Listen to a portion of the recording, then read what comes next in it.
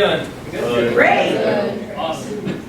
So for those of you who don't know me, my name is Brian Paduke. I teach computer science and some other technology courses at the high school. If you're there, stop by, find me.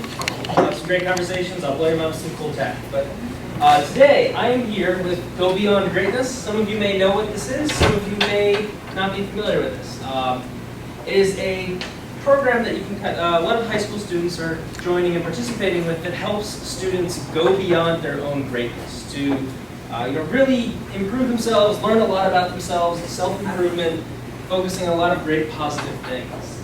So, what I'm going to be presenting to you for today is career readiness. What I'd like you to do, just take a couple minutes or so, and I'd like you to introduce each other using the following topics. Your name, obviously.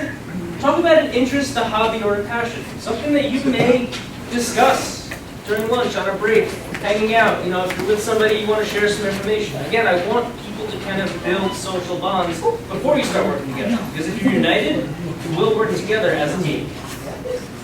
All right, so take a few minutes, go for it.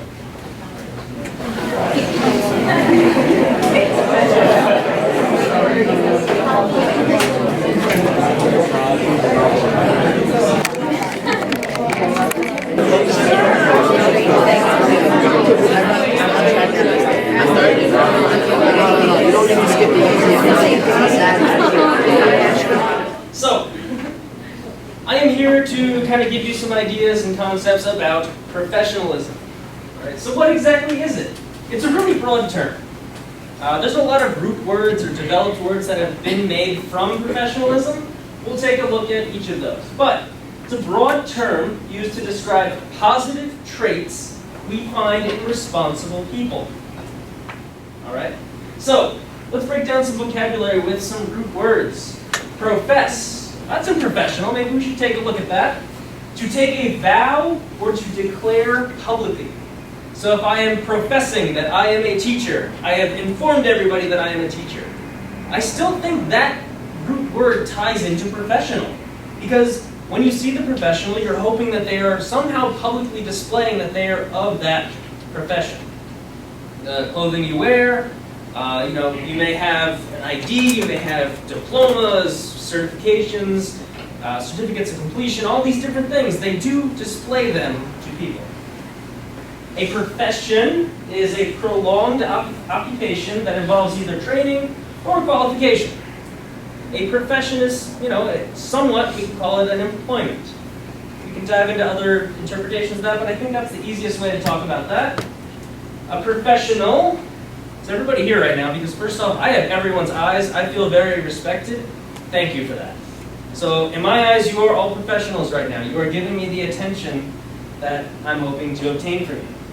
Someone who is paid for their profession, well, your English teacher or any of your other teachers are not going to accept a professional with the word profession in it. They kind of say, go deeper with that. Someone who has a high level of achievable skill. Yeah, you have skills, you have talent, you have knowledge, you have experience. All of these things roll together to make you a professional. And professional as an adjective, relating or connected to a profession, competent, skillful, or assured. These are all things that really can describe that. A professional baseball player plays for MLB, Major League Baseball, and they have the uniform, they have the skills, they have the talent, they have the recognition because they are a professional baseball player. So, first impressions mean everything. When you're doing the introductions, I only saw one person do a handshake. I really respected that because they were the first person to show off that professional piece. I may have missed some other people because I can't see everybody all at once, but I did see one handshake. I won't out that person, but I want to say, I got a lot of respect for the person who initiates that handshake. Every time you meet somebody, shake a hand. All right? So, let's make sure everybody feels comfortable with that. All right, so I would like everybody to shake the hands with everybody at the table. Give you like 30 seconds to do that. Couple things.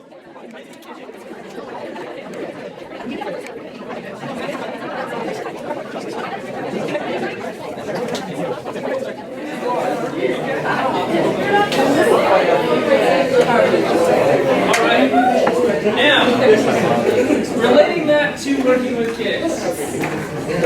Hey Johnny, welcome to camp. Put her there.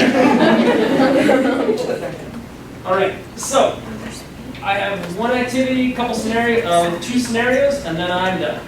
All right, so life really does begin at the end of your comfort zone. So we're going to talk about comfort zones. These are things that I'm going to put you in scenarios that might be a little awkward, might be a little weird.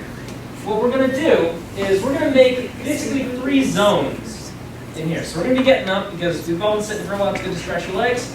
So we're going to, instead of having 3 zones, we're going to make this kind of like on a spectrum. So the closer you are to the scenario, the more comfortable you are with it.